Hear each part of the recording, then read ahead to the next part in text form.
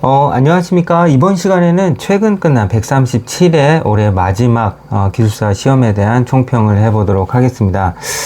일단 저는 그렇게 느낌을 받았습니다. 일단 다른 회차랑 약간 조금 결이 다른 것 같은 그런 느낌을 받았어요. 약간 좀 어렵기도 하고, 실제로 이제 그 수험생분들이 시험 시간에 또 맞닥뜨려졌을 그런 느낌, 그런 거 딱 느껴졌어요. 솔직한 얘기로. 근데 이제 뭐 다행히 좀 그 문항수가 그렇게 많지는 않아서 그건 다행인데, 일단 한번 살펴보도록 하겠습니다. 자, 첫 번째, 몇몇 문제들은 지금 실무자 선에서 답안 자체가 좀 작성하기 어렵다, 이런 얘기를 제가 좀 들었습니다. 그래서 요런 문제들이 어디 있었냐면 1교시 1번 문제, 그 다음에 4교시 2번 문제, 이제 그런 문제류의 하나인데, 자, 1교시 한번 볼까요? 1교시 1번 문제에 이제 이런 문제가 이제 바로 나타나네요. 파이 평면에 투영된, 파괴 포락선, 드로커, 프라거, 발음도 어렵네. 파괴 포락선의 흑의 거동.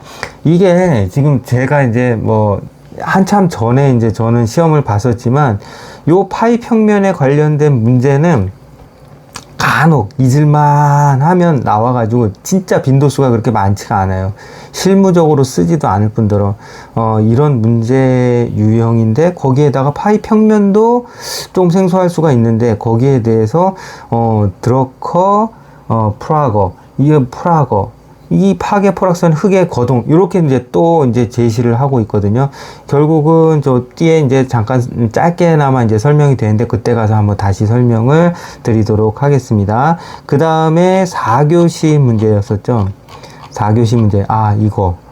이거 완전히 진짜 제가 이제 사실 이제 터널 지보제에 관한 문제는 빈도수가 이제 작진 않잖아요. 그래서 이제 이 부분은 중점적으로 또 우리가 학습해야 되는 부분이 맞긴 한데, 숫자가 제시되고, 그 다음에 지보제의 특성이 종류가 하나, 둘, 세 개가 나오고, 강성이 나오고, 그 다음에 변이가 나오고, 그리고 한꺼번에 시공됐을 때, 그 다음에 시간차를 두고 시공했을 때, 강성 변이가 있을 때 설명을 해라. 지보 특성을 설명해라.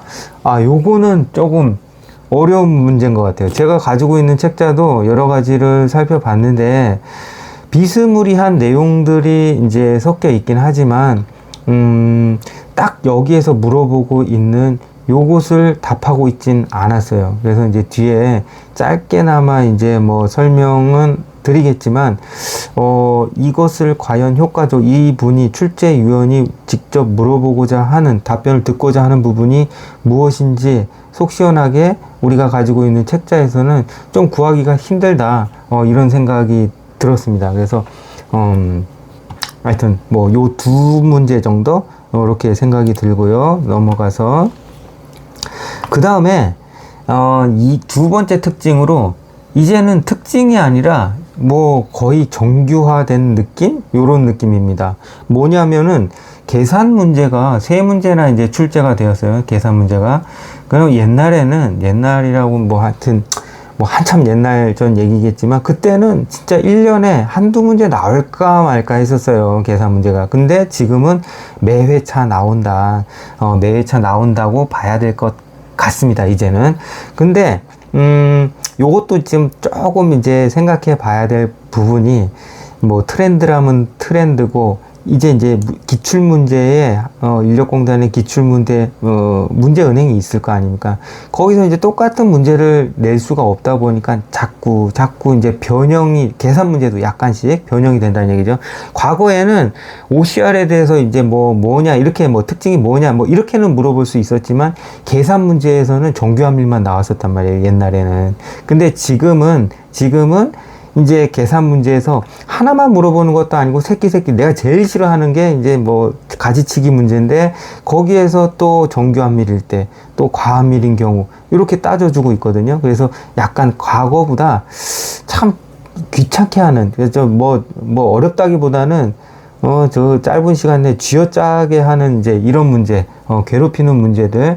하지만 뭐 지금 트렌드가 지금 이렇게 계산 문제가 계속해서 나온다고 얘기하면 이 부분에 대해서 대비할 수밖에 없어요. 그리고 어차피 계산 문제가 안밀 치마 문제 뭐 뻔한 거잖아요. 이 뭐 계산 문제가 나온다 그러면 결국은 저기 뭐 기초 지지력 문제, 그 다음에 뭐 사면이라고 해봐야 뭐 무한 사면 문제 뭐 이런 것들이 있을 거고, 그 다음에 이제 저기 뭐야 뭐 침투에 가면은 유량 산정하는 문제, 그 다음에 지금같이 안밀 치마 문제, 뭐 요 정도니까 일단은 그 바운더리 내에서 좀 경우의 수가 아마 집중이 될 거예요. 탄착군이 형성이 될 거예요. 안밀 치마도 뭐 달나라가는 얘기를 할 수 있는 것은 아닐 것 같고, 뭐 치마량 구해라, 뭐 언제 구해, 안밀도가 뭐냐, 요런 거밖에 안 물어볼 거 아니에요. 그럼 거기에 대해서 시간계수 공식 외우고, 야, 암기 정말 쉽지만 정말 이 방송 누가 듣는다 그러면, 출제위원 듣는다 그러면 좀 그런 개수들은 표로 제시를 해주거나 좀 써주세요. 우리 기술사가 암기를 하는 거기에선 조금 벗어났으면 같은 소망인데 일단 넘어가도록 하겠습니다. 결국 계산 문제 매 회차 나온다, 이제 경향으로 봤을 때.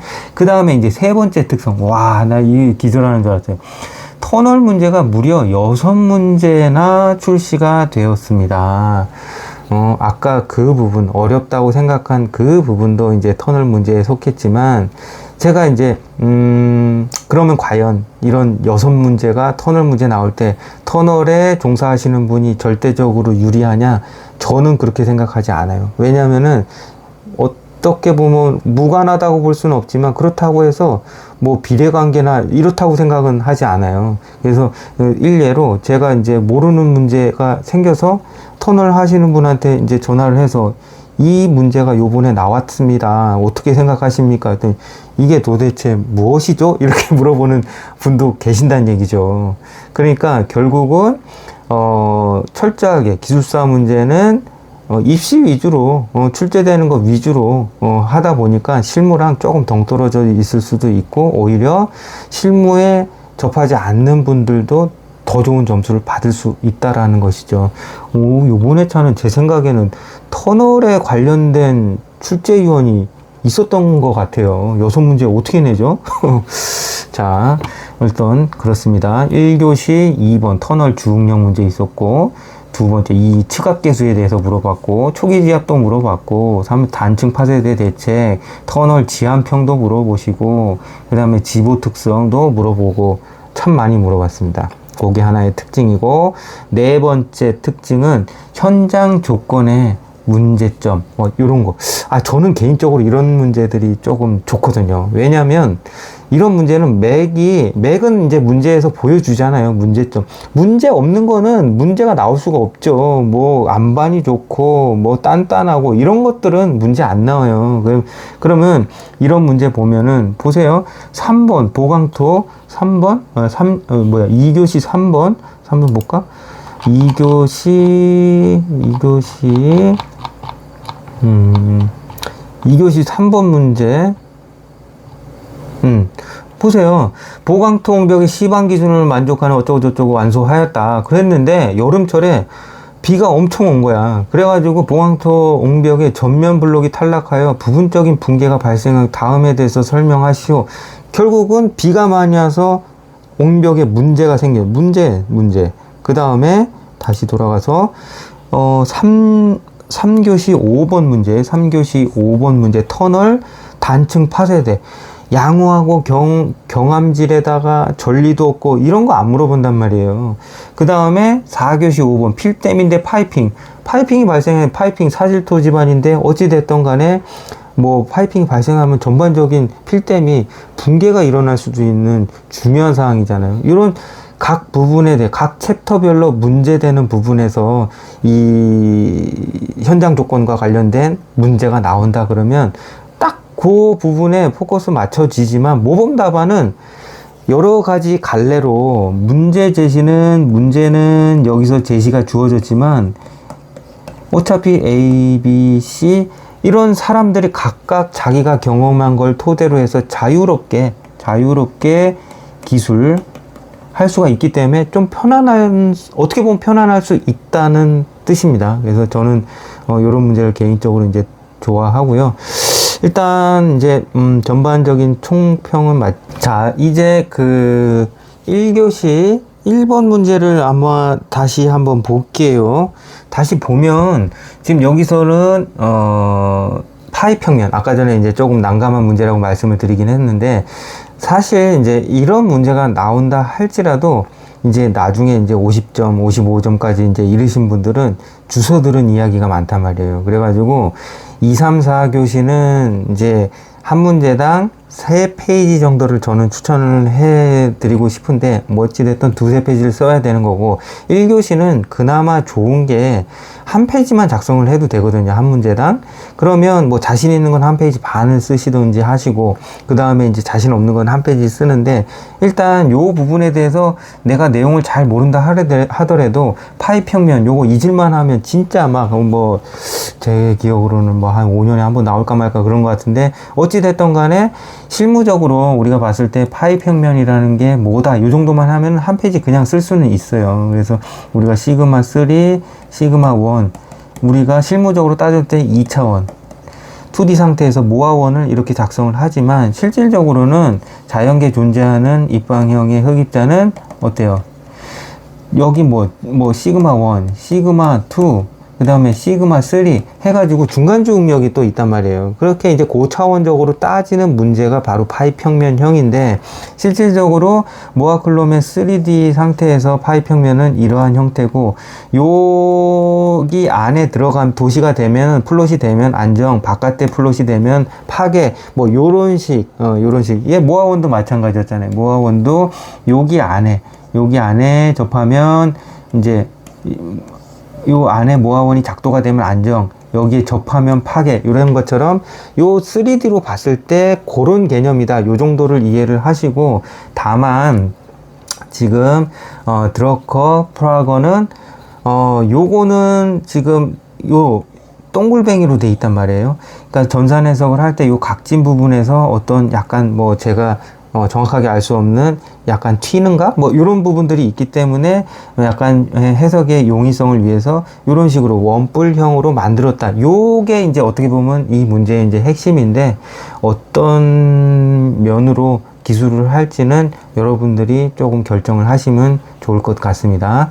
다음 넘어가서, 자, 보시면, 2번 문제는 뭐냐. 2번 문제는 터널 심도에 따른 최대 및 최소 수평주 응력, 최대 및 최소. 그러니까 이게 지금 보시면,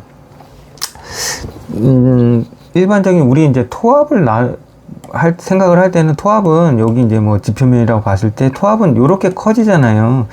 심도가 이제 Z 방향으로 커질수록 여기 이제 수평 토합이 이제 커지는데, 안반은 여러분도 잘 아시겠지만 그러한 성질이 아니라는 얘기죠. 물론 뭐 지질학적인 뭐 습곡이라든가 뭐 이런 거에 따라서 이제 또 달라지긴 하겠지만, 어찌됐든 일반적으로 우리가 알고 있던 토합이랑 좀 다르기 때문에 초기 지압이라는 용어도 이제 접목이 되고, 지금 토합도 보면은 실질적으로 연지 응력이 원래 토합은 더 크잖아요. 이렇게 됐을 때 시그마 V, 그 다음에 시그마 H 이렇게 있을 때 얘가 더 크잖아요, 얘가. 근데 여기에서 보면 지금 요 플롯된 그래프만 보더라도 어때요? 지표면에 이를수록, 요게 이제 뎁스니까 지표면에 이르면 그 K값이 결국 시그마 Z 방향이고 시그마 H 방향이잖아요. 토합이랑 뭐 같은 구성이라고 볼 수가 있는데, 어때요? 지표면에 이럴수록 굉장히 값이 커져요, 오히려. 그지? 그러다가 이제 심도가 이제 점점 깊어지면 약간 한 100m 넘어가게 되면은 나중에는 오히려 이제 토합과 비슷한 개념이 되는 거고, 지표면에는 오히려 수평력이 더 우세하다. 요게 조금 하나의 특징이죠. 그러니까 결국은 수평주 응력을 따져줬으니까, 어떤 두 개, 2D, 앞에랑 다르게 이제 우린 2D로 본다. 그랬을 때, 이 수평주 응력이 요 지표면에서는 크고, 여기에서는 심도가 깊어질수록 낮아질 거 아니에요. 낮아질 거 아니에요. 그죠? 그러니까 이때가 이제 어떻게 보면 최소 주응력이 될 거고, 이때는 지표면에 가까울수록 최대 주응력이 되겠죠. 뭐 요런 개념들을 한 페이지에 그냥 기술하면 되지 않을까 싶습니다. 그 다음에 이제 4번 문제 PY 곡선, 뭐 요거는 여러분들 잘 아는 내용이고요. 뭐 교재 참고하시면 될 것 같습니다. 그 다음에 이제 6번이 경함의 경험적 토합과 정지 토합의 산정 방법을 묻는다. 여기서 보면은 안반층을 포함한 대심도 굴착 시 경함의 경험적 토합과 정지 토합 산정 방법 이렇게 이제 되어 있습니다. 여기 보면은 결국은 안반이라는 건 뭐 후레쉬한 상태고 그러면 뭐 토합이 있겠습니까? 없겠죠. 그냥 프레시하면 지구로 그냥 족으로 까도 그냥 서 있을 거 아니에요. 그럼 이제 뭐 토합 자체가 이제 워낙에 점착력이 크다 보니까 뭐 별다른 뭐 토합이 작용할 리가 없겠죠. 그래서 심지어는 뭐 쇼크리트 정도만 치고서 지보공이 필요 없을 수도 있잖아요. 흙막이를 한다 하더라도. 자, 근데 이제 뭐 실제로는 뭐 어때요? 제 생각에는 이렇게 흙막이를 한다. 그러면 심도가 낮은 데는 버팀을 하고, 여기는 뭐 토사층이 되겠죠. 그 다음에 이제 여기는 이제 안반이라고 치면 안반. 그랬을 경우에는 뭐 이렇게 뭐 락볼트만 하는 경우도 있고, 얘 자체도 없어지는 경우. 뭐 그럴 수도 있을 것 같아요. 근데 이제 결국은 얘를 텁하기를 하기 위해서 얘를 깔 거 아니에요. 두들겨 패든가 뭐 조절 발파를 하던가 뭐 그럴 거 아니에요. 그러면서 이 부분은 어때요? 모함 상태가 유지가 안 될 것 같아요. 그죠? 파쇄도 일어날 거고, 전리도 있을 거고, 부석도 있을 거고, 여굴이 생겨가지고, 뭐, 땜빵도 막 있을 거고, 막 그렇기 때문에, 원래 가지고 있던 그 토합은 없었다 하더라도 실질적으로 어느 정도 작용할 수도 있을 것 같다라는, 느낌이 생기죠. 그래서 일반적으로 안반굴짝에서는 겉보기 토합의 경험식, 뭐 폐기 방법을 쓰는데, 일단은 어떻게 보면 실질적으로 프레시한 경함에서는 과다한 토합이 산정이 될 수도 있겠죠. 그죠?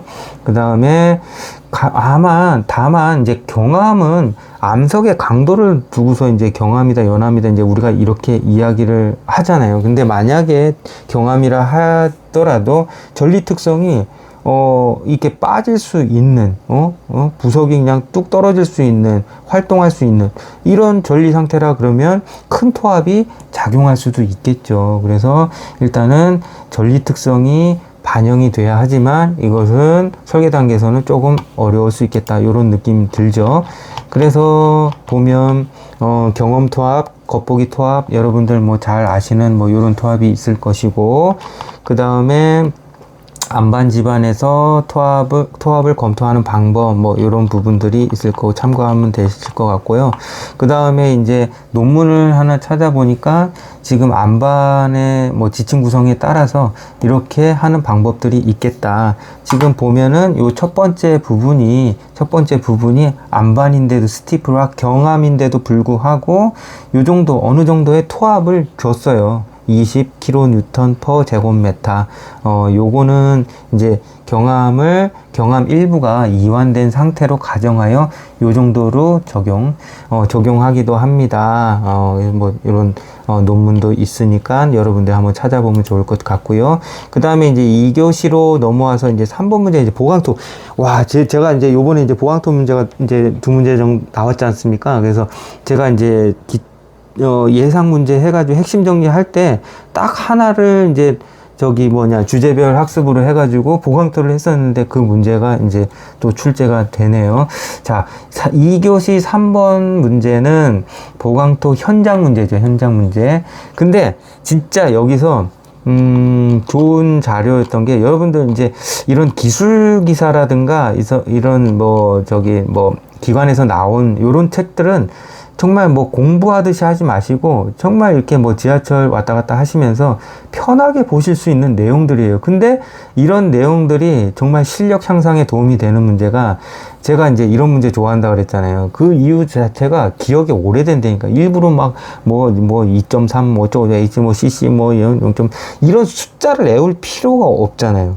그죠? 그래서 이제 요런 것들은 정말 편안한 시간에 커피 한 잔 마시면서 뭐 카페에서 보셔도 되고, 저기 도로공사에서 나온 저기 이제 자료인데 정리가 너무 리얼하게 잘 돼 있는 것 같아요. 그리고 이거 그냥 그대로예요. 문제 그대로. 강우시 보강통벽 붕괴 메커니즘 쓰라 그랬잖아요. 요 내용 그냥 요거 쓰면 그냥 끝인 거예요. 그래서 지금 문제를 보시면, 읽어보시면, 자료를 오시면, 정말 어떤 보강토 문제들이 발생을 하는지, 우각부의 균열, 치마, 솔직히 이렇게 붕괴가 되고 그랬을 경우에는 방법 없죠. 뭐, 까가지고, V로 컷 해가지고 재시공하는 수밖에 없어요. 근데 이제 거기에서 어떤 식으로 보수를 해야 하는지, 뭐, 이런 부분들조차도 자세하게, 이거잖아요. 요번에 문제가, 이게 몇 교시였더라? 2교시였던가요? 자, 2교시 3번 문제죠. 보강통벽 어쩌고저쩌고 했으나 여름철 붕괴가 발생했다. 붕괴 원인, 발생 메커니즘 했죠. 그 다음 응급조치 방안, 그죠? 손상 발생 보강 방법, 국부적인 손상 발생 요 내용이 이 자료에 다 들어가 있어요. 다 들어가 있어. 그래서 여기서도 보면은 밀리니까 응급조치로 압송의 개념에서 이거 넣어버린 거죠. 여기서 밀리지 말라. 배부름이 계속 나니까. 어찌됐든 뭐 나중에는 걷어나더라도 지금 현장에서 응급조치를 해야 되니까 이렇게 차수 시트도 설치하고, 그 요 자료에 보면은 각각의 문제, 그럼 여기 지금 기술은 안 했지만 보수 방법에 대해서 아주 여러 가지로 제시가 되어 있더라고요. 저도 이제 요번에 한번 보면서 이제 배웠는데, 요런 기술 기사 문제들 기관에서 발간한 요런 자료집 같은 것들은 좀 읽어 주십사, 평소에 그런 내용을 말씀드리고 싶습니다. 그 다음에 3교시 1번 수평지지력 지난해차 나왔는데 또 나왔네요. 쓰시면 될 것 같고, 그 다음에 이제 4교시 2번 문제 같은 경우는 지보제의 특성 곡선을 묻고 있는데, 와, 나는 이렇게 지금 뭐 쇼크리트 제가 갖고 있는 자료 교재에서는 강지보공, 볼트 이렇게 각각의 비교적 뭐 다른 기술사 서적보다도 더 자세한 내용들이 있는데, 지금 요 교재에서는 그래도 지보공 종류별로 어떤 지보 특성을 게시를 해줬다는 얘기죠. 그리고 지금 보면은 쇼크리트랑 볼트 부담 해가지고 뭐 이렇게 되는데, 이걸 뛰어넘는 문제가 이번에 출제가 된 것 같습니다. 그래서 지금 뭐 답안을 공개를 안 하겠지만 실질적으로 어떤 모범 답안이 제시가 됐을지 좀 궁금하기도 하고요. 그 다음에 뭐 여기에 대해서 혹시라도 뭐 저라고 이제 다 알 수 있는 부분은 아니니까 혹시라도 좋은 답안이 계신 분들은 메일로 좀 보내주시면 또 제가 또 공유를 하도록 하겠습니다. 어찌됐든 지금 어떤 이 책자에서도 비교적 이제 뭐 지보 특성에 대해서 많은 지면을 할당하고 설명하고 있는데요. 조합에 대해서도 일단 나오고 있어요. 조합 응력에 따라서 만약에 지금 문제에서 물어보고 뭐 어찌됐든 간에 내가 이제 네 문제를 초이스를 해야 되는데 뭐 1번, 2번, 3번, 4번 4개를 초이스를 해야 되잖아요. 4교시에. 그러면 뭐 일단 동글뱅이 해가지고 내가 2문제 자신 있는 거 초이스하고 하나 했어. 그러면 하나를 더 해야 되잖아요. 근데 얘가 세모도 아니고 뭐 점점 세모야. 이런 문제가 어떻게 보면은 요 문제일 수가 있겠죠. 그렇다고 해서 안 쓸 수는 없고 배점을 받아야 되니까, 그러면 내가 알고 있는 한도 내에서 동양화 그리는 거죠. 예.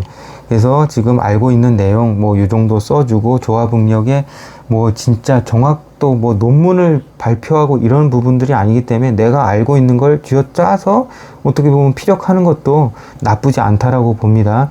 다만 지금 1번 새끼 문제로 나왔었죠. 이게 1번, 2번 이렇게 나왔었는데 4교시 여기서 보면은 2번에 1번 가로, 2번 가로가 있고 1번 가로는 동시에 설치된 것으로 본다. 그 다음에 2번은 시간차를 두고 설치된 것으로 본다. 이제 이렇게 되어 있거든요. 그래서 이제 여기서 각각의 경우는 있고, 그 다음에 강도 특성 자체가 쇼크리트가 1등. 그 다음에 두 번째가 강지보고 2등. 그 다음에 3번 3등. 요 볼트가 락 볼트가 3등 이렇게 되어 있단 말이에요. 그러니까 만약에 동시에 만약에 이제 우리가 집어 특성을 할 때 여기서 여기 이제 A 지점에서 우리가 집어제를 설치했어요. 그러면 진짜 스티프니스가 좋아. 강도가 좋아. 그러면 이렇게 급격하게 쓰고, 그 다음에 두 번째로 강한 놈 이렇게 되고, 그 다음에 세 번째로 강한 놈은 이렇게 완만하게 누워버리잖아요. 강성이 낮으니까. 근데 만약에 이제 요것이 같이 요 책자에 보면은 분담을 하게끔 돼 있거든. 터널 이완 하중에. 얘가 이제 터널이 이완이 되면서 내공이 이렇게 이완이 되면서 이쪽으로 안쪽으로 들어올 거 아니에요.